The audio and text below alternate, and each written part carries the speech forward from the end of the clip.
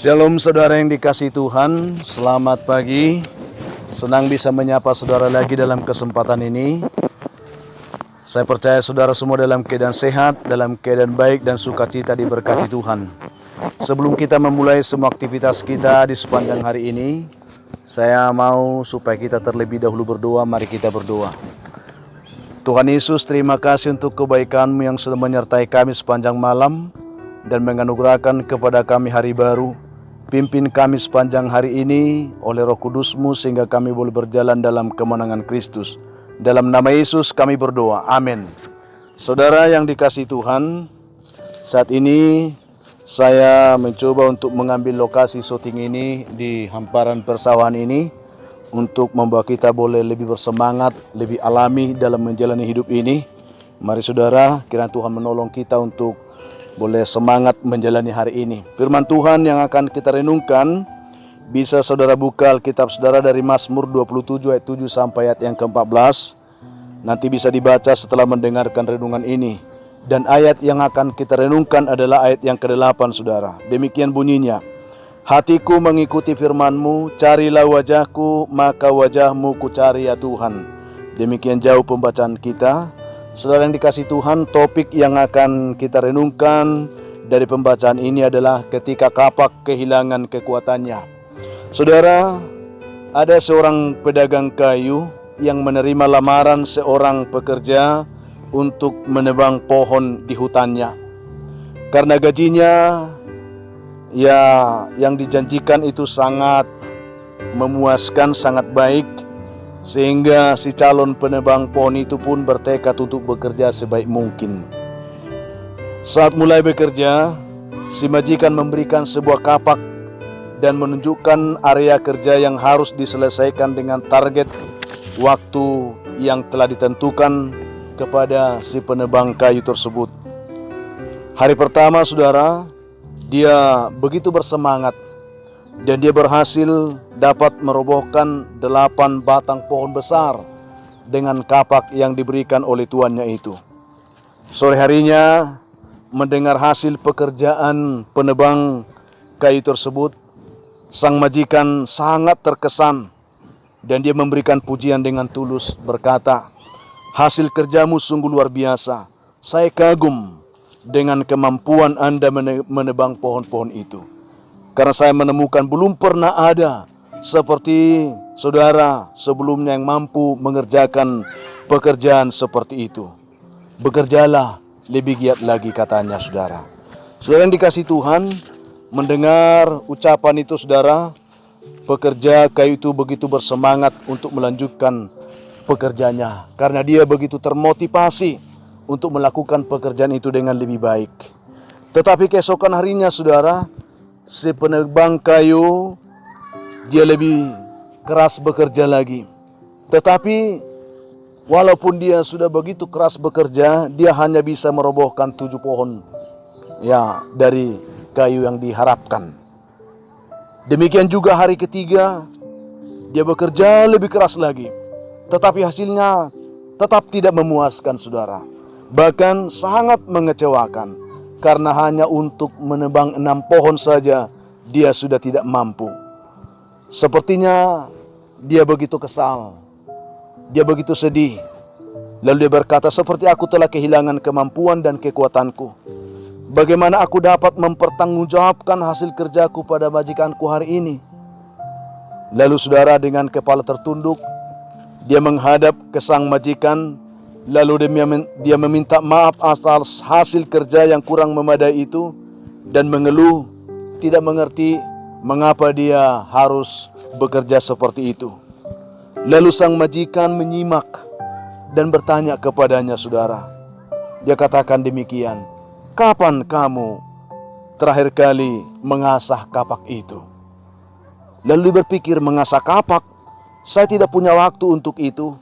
Saya sangat sibuk setiap hari menebang pohon dari pagi hingga sore dengan sekuat tenaga, kata si penebang kayu itu.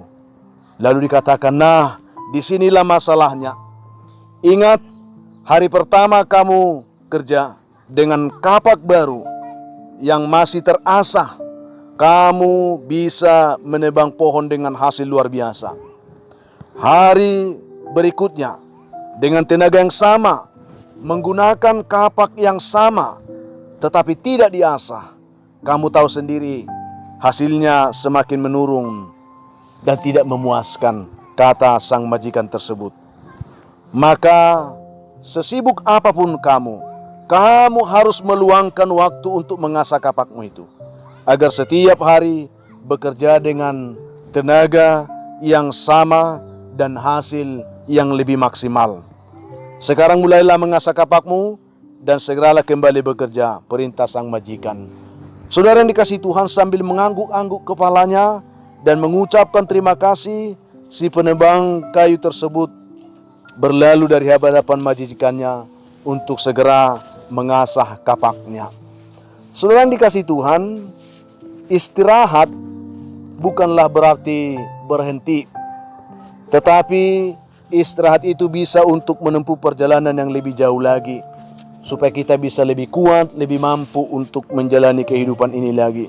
Sama seperti penebang pohon ini, kita pun setiap hari dari pagi hingga malam hari seolah-olah terjebak dalam rutinitas yang sudah terpola, sibuk, dan sibuk, sehingga seringkali kita melupakan sisi lain yang sama pentingnya, yaitu istirahat sejenak dan mengasah dan mengisi hal-hal baru untuk menambah pengetahuan, menambah wawasan, dan juga untuk memperkuat spiritualitas kita, saudara.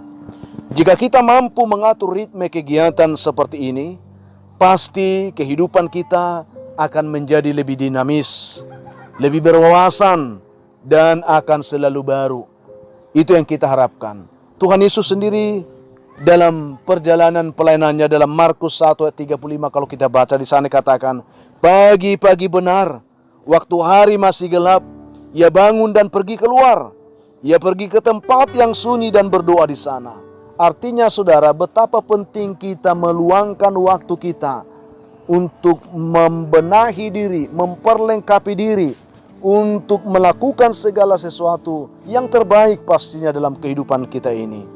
Jangan kita terpola kepada kegiatan yang rutinitas, yang seakan-akan kita merasa kita mampu, tetapi pada akhirnya membuat kita akan semakin dilemahkan dan putus asa. Beri waktumu untuk membenahi diri, memperlengkapi diri, mengisi diri, memperkuat imanmu, memperteguh pengharapanmu, mengambil waktu bersekutu dengan Tuhan, mengambil waktu berdoa, membaca firman, dan seterusnya kita mau dipimpin oleh Tuhan.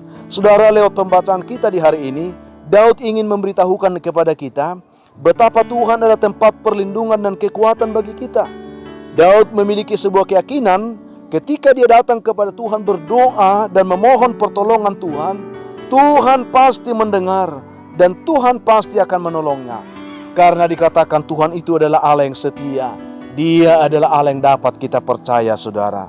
Daud berkata dalam pembacaan kita ini, sekalipun ayahku dan ibuku meninggalkan aku, namun Tuhan menyambut aku. Ungkapan ini menggambarkan kesetiaan Tuhan yang tiada taranya. Kalau kita datang kepada Tuhan, Dia akan memperlengkapi kita, Dia akan menuntun kita, Dia akan menolong supaya kita lebih lagi di dalam mengikut Dia, dalam melakukan segala sesuatu yang dikehendaki oleh Dia. Lewat kebenaran ini, saudara, ada beberapa hal, poin yang dapat kita petik yang kiranya memberkati kita saat ini. Yang pertama adalah betapa perlu ada kesadaran bagi kita untuk selalu mengerti bahwa kita membutuhkan pertolongan Tuhan senantiasa dalam kehidupan kita ini. Jangan selalu merasa mampu, jangan selalu merasa hebat.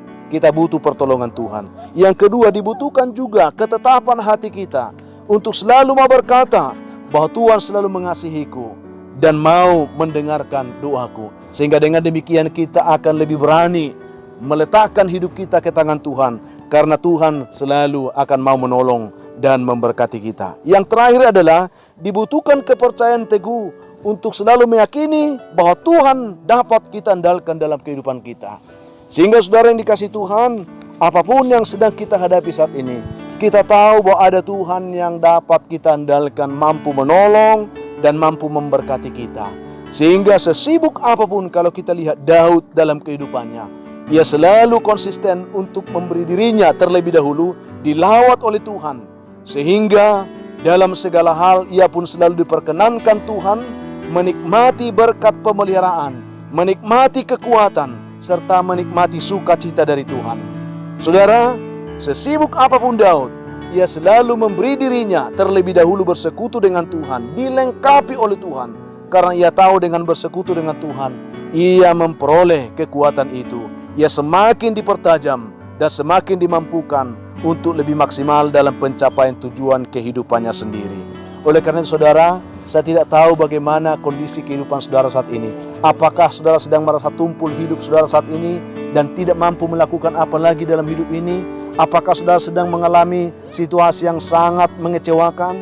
Mari saudara, letakkan hidupmu ke tangan Tuhan. Izinkan Tuhan mengasah hidup saudara lebih tajam lagi dalam menjalani hidup ini. Itulah yang kita terima. Kiranya Tuhan menolong, menyertai dan memberkati saudara sepanjang hari ini. Mari saudara, mengakhiri renungan ini, saya mau memimpin saudara lagi berdoa. Mari kita berdoa. Tuhan Yesus, terima kasih untuk firman yang boleh kami terima di pagi hari ini. Berkatilah setiap kami mendengarkannya. Berkati semua hamba-hambamu mendengarkan renungan ini dimanapun. Teguhkan hati mereka untuk selalu mau dipertajam oleh Tuhan, sehingga mereka mampu melakukan perkara-perkara besar bersama Tuhan sepanjang hari ini. Yang lemah Tuhan kuatkan, yang sakit Tuhan sembuhkan dalam nama Yesus, yang jatuh Tuhan angkat sehingga mereka hari ini boleh bersuka cita dan berjalan dalam kemenangan Tuhan. Dalam nama Yesus kami mengucap syukur. Amin. Akhirnya saudara, tetaplah semangat dan jadilah kuat, bersukacitalah senantiasa dalam pengharapan di dalam Tuhan. Tuhan memberkati saudara sepanjang hari ini. Saya Pendeta Linti Dongoran, Pendeta GKP Jemaat Khusus Horizon Medan, menyampaikan sampai jumpa di kesempatan yang lain. Kita doakan supaya Tuhan berikan kita kesempatan ini. Shalom saudara, Tuhan memberkati saudara sekalian dimanapun berada saat ini. Amin.